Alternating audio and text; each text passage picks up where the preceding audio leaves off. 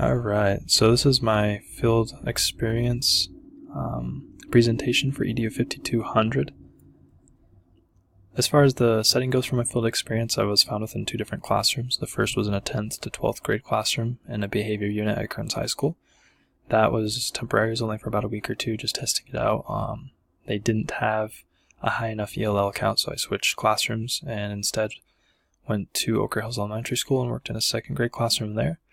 About 10 of the 26 students there were ELL, and they were still in the issue of learning English, but were relatively conversational.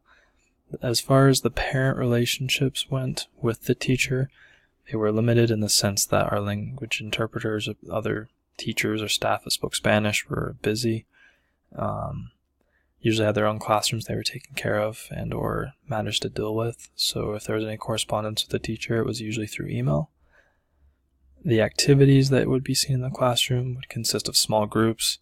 There was pulled activities that you would see when the language therapist would come in and they would work with the students on specific issues they were struggling with. That was kind of it. There was full classroom activities that I did see and collaborative group assignments where the four people at your table would work on something together, but that was pretty much it. The main issue that I did see with these ELL students was that they could conversate pretty normally when it came to speaking out loud and with other people. However, their writing was very difficult to read. There was usually a disconnect between their thoughts and what was on the paper. Transition words were non-existent and made it hard to read between sentences. And that brings us to the two verbal examples that I've heard working with these students that were the most common. So here from the first one, we have dis, dat, dern, and derd.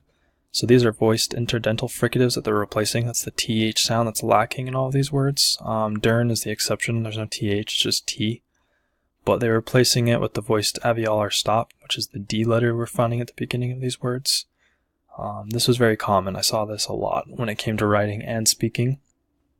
And then for the second example, we have yump and erle. So with yump, we have the voiced palatal affricate. And they're just replacing that with the Y. So instead of saying jump, they're saying yump. And with Spanish, this is pretty common because the yo and the Y sound is very common when you see the J letter. So it's understandable that that mistake was being made. Erle is understandable as well. So here, instead of it being early, which is the word that they were meaning to say, it's erle. So they're kind of confusing the A and the E sounds. So instead of early with the E at the end, it's early or lay.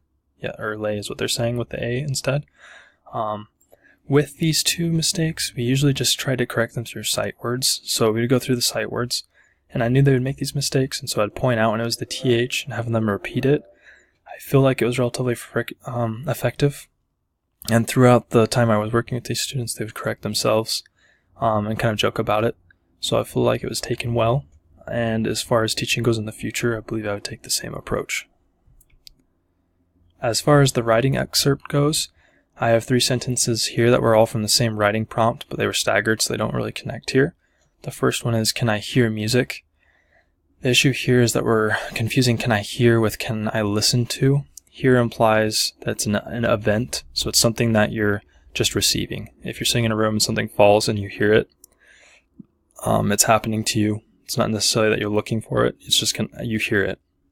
And this isn't correct because you're asking the other person to introspect on you, which they're not listening to music, and it just doesn't work that way. With the action verb, which would be listen to, that's what they need to use because it implies that there's an action taking place and attention is being given to a sound. So it's a simple thing. It's understandable when someone says, can I hear music? It's just not correct. With this one, I let it go. I let it slide and correct it. In the future, I would teach that the differences between hear and listen to. And I do have a lesson plan for that next week. I just haven't gone over it yet. That was pretty recent. This one happened a couple days ago. And then the next sentence we have is, I got 2 fingers. I did correct this one on the spot because got implies you're receiving, and I have implies that you have already had something. It's already existed. It's already been with you. and it wasn't given. So this is a big mistake in the sense that you aren't given fingers because you were born with them. So I did correct that on the spot and help them understand the two differences.